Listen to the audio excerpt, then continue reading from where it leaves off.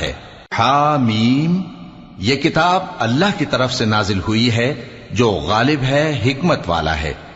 ہم نے آسمانوں اور زمین کو اور جو کچھ ان دونوں میں ہے حکمت سے اور ایک وقت مقرر تک کے لیے پیدا کیا ہے، اور کافروں کو جس چیز سے خبردار کیا جاتا ہے اس سے وہ منہ پھیر لیتے ہیں۔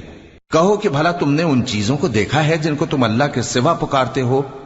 ذرا مجھے بھی تو دکھاؤ کہ انہوں نے زمین میں سے کون سی چیز پیدا کی ہے یا آسمانوں میں ان کی کوئی شرکت ہے؟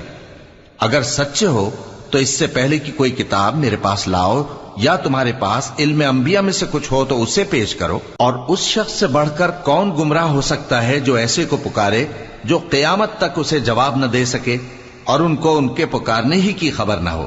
اور جب لوگ جمع کیے جائیں گے تو وہ ان کے دشمن ہو جائیں گے اور ان کی پرستش سے انکار کر دیں گے، اور جب ان کے سامنے ہماری صاف صاف آیتیں